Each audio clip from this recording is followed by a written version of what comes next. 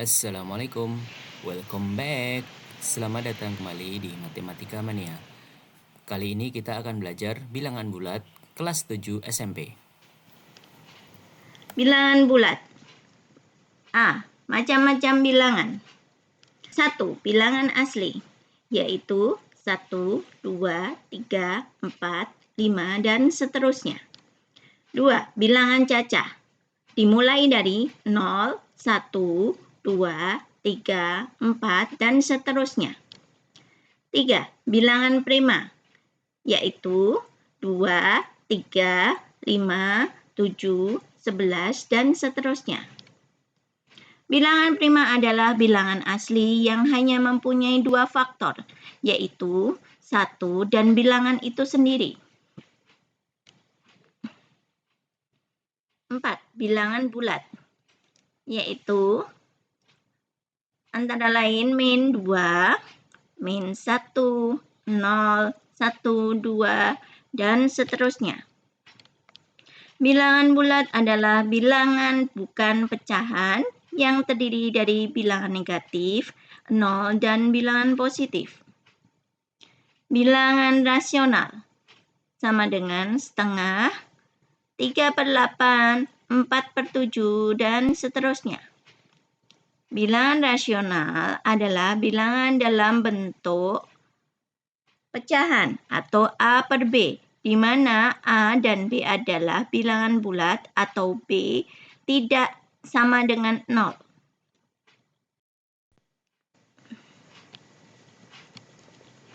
B. Sifat operasi pada bilangan bulat.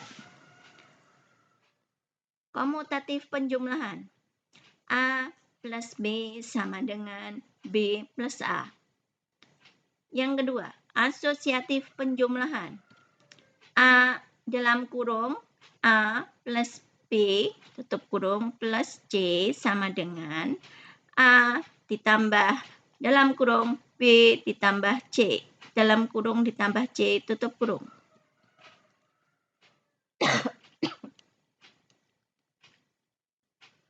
Komutatif perkalian. A kali B sama dengan B kali A. Asosiatif perkalian. Dalam kurung A kali B tutup kurung kali C sama dengan A kali dalam kurung B kali C tutup kurung. Distributif. Dalam kurung A ditambah B tutup kurung kali C sama dengan dalam kurung A kali C ditambah dalam kurung B kali C. Yang kedua, dalam kurung A dikurangi B tutup kurung kali C sama dengan dalam kurung A kali C tutup kurung dikurangi B kali C tutup kurung.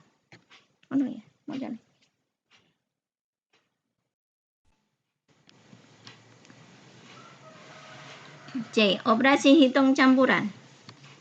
Jika ada tanda kurung, maka dikerjakan terlebih dahulu. Yang kedua, penjumlahan dan pengurangan setara, urutkan pengejaan dari kiri. Perkalian dan pembagian setara, urutkan pengerjaan dari kiri. Perkalian dan pembagian mempunyai level yang lebih tinggi dan dari penjumlahan dan pengurangan, sehingga harus didahulukan.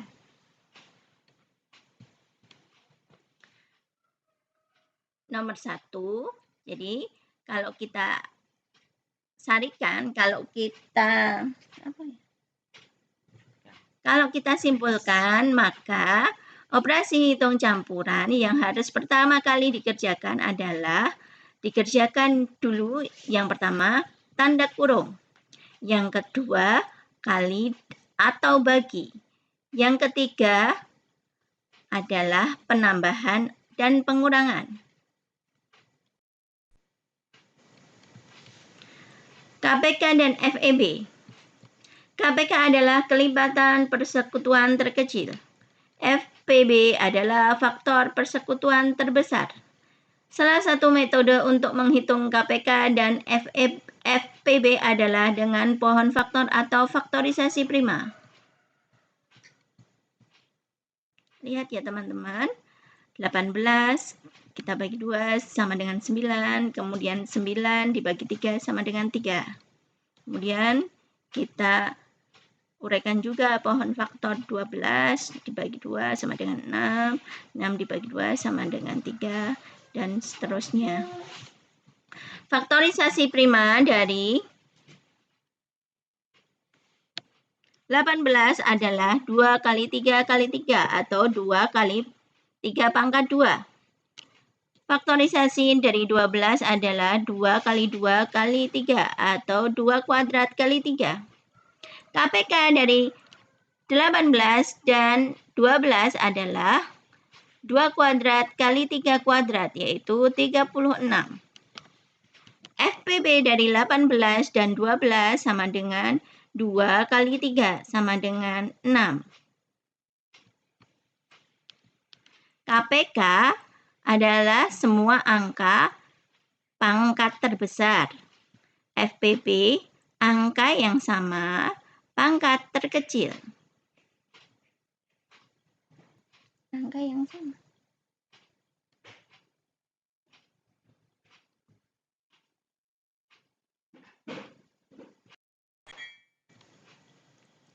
Latihan soal.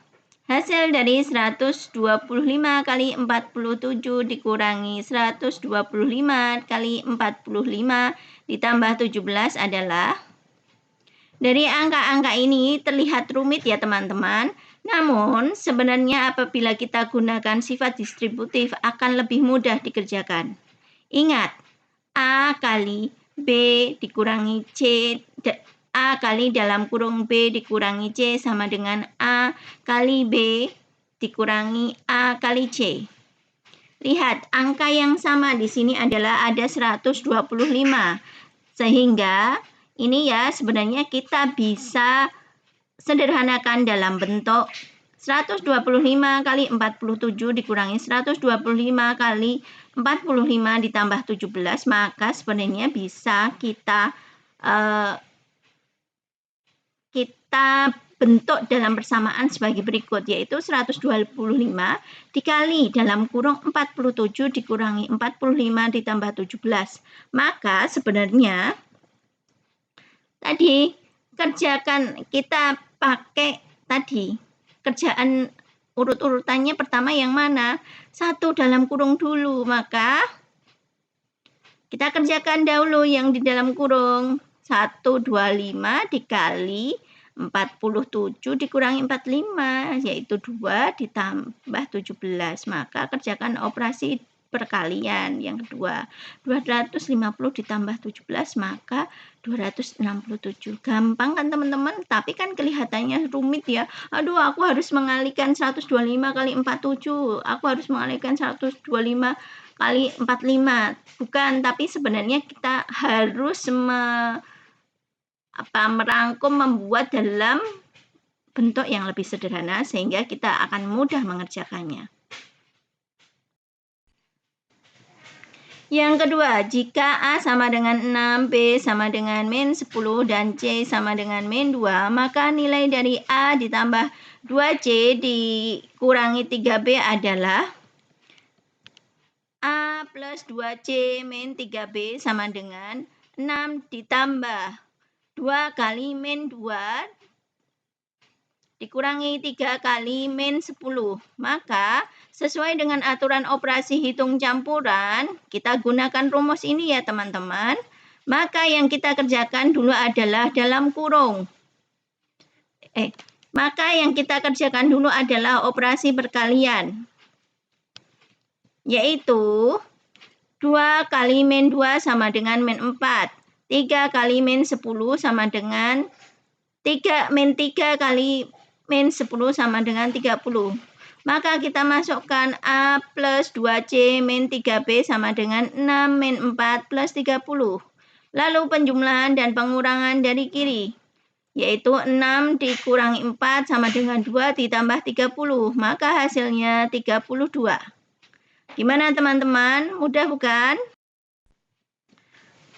Soal ketiga, hasil dari 8 ditambah 5 kali 2 dibagi 5 dalam kurung 5 dikurangi 3 tutup kurung dikurangi 2 adalah tadi kita jawab sesuai dengan aturan operasi hitung campuran.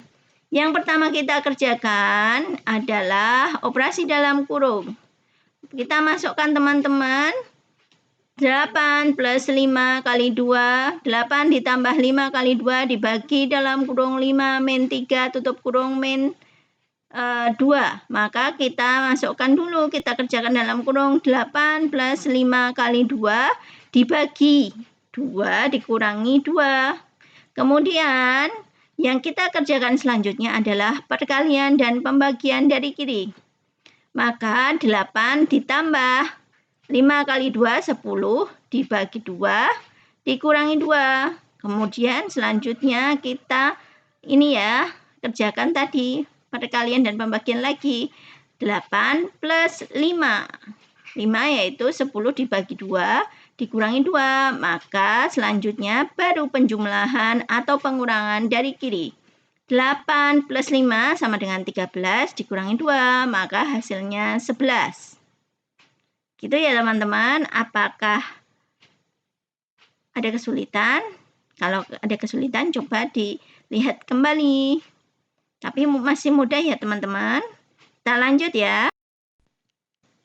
Latihan soal nomor 4. Berapa nilai KPK dan FPB dari 50 dan 60? Maka kita buat dulu faktorisasi prima dari 50, yaitu 2 kali 5 kali 5 atau 2 kali 5 kuadrat. 5 pangkat 2. Faktorisasi dari 60 sama dengan 2 kali 2 kali 3 kali 5 atau 2 kuadrat kali 3 kali 5. Sehingga KPK adalah semua angka, tetapi yang pangkat terbesar.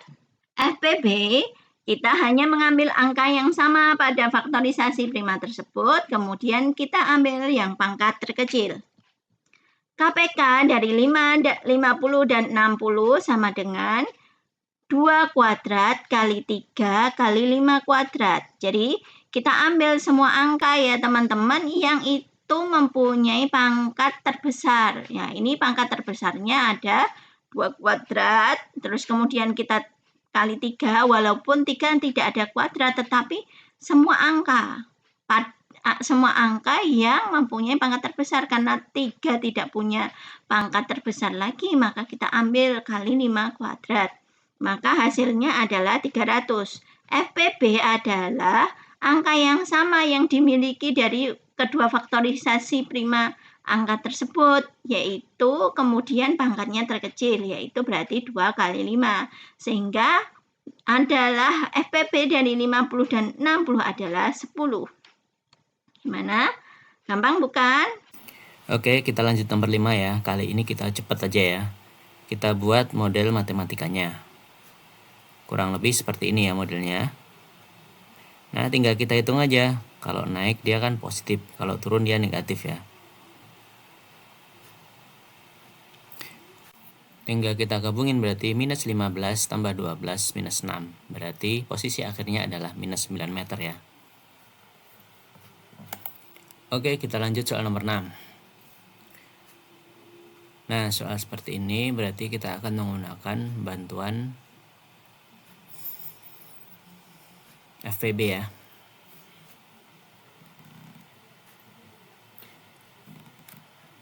Stepnya kita cari dulu faktorisasi prima dari 45, 60, dan 75. Hasilnya seperti ini. Nah, FPB berarti kita pilih angka yang sama tapi pangkatnya terkecil ya. Perhatikan, yang sama berarti 3 ya. Pangkatnya yang kecil 1, kemudian 5 sama 5 kuadrat, berarti kita pilih yang 5. Berarti FPB-nya sama dengan 3 kali 5 ya, sama dengan 15. Maka jumlah parcel yang terbanyak yang bisa dibuat berarti 15. Maka jumlah masing-masing parselnya tinggal kita bagi aja, yaitu Untuk coklat berarti 60 dibagi 15 sama dengan 4. Kemudian untuk permen 45 dibagi 15 sama dengan 3. Kemudian untuk jeruk berarti 75 dibagi 15 sama dengan 5. Nah, berarti jumlah masing-masing permen dalam setiap parcel itu ya jawabannya. Sekarang kita lanjut ke soal nomor 7. Ini soal cerita untuk KPK ya. Caranya sama, kita cari faktorisasi prima dari 4, 6, dan 8. Ketemunya ini. Nah, setelah itu perhatikan ya, untuk KPK berarti kita pilih semua angka dan yang pangkatnya terbesar kalau ada yang sama. Maka KPK-nya berarti kita pilih 2 pangkat 3 yang terbesar, kemudian 3. Maka 2 pangkat 3 kali 3 sama dengan 24 ya. Berarti mereka les bersama setiap 24 hari ya. Kemudian kita lanjut untuk yang soal B ya. Karena mereka les bersama setiap 24 hari, nah maka 24 hari itu sama dengan 7 kali 3 tambah 3 ya. 7 itu karena 1 minggu itu ada 7 hari ya. Nah, jadi mereka akan bersama lagi setelah 3 hari dari Senin. 3 hari Senin berarti Selasa, Rabu, Kamis. Artinya mereka akan bersama lagi untuk yang keempat kalinya setelah, yaitu pada hari Kamis ya. Oke, sekian dulu ya pembahasan kali ini. Bantu follow, like, dan share ya. Terima kasih. Assalamualaikum.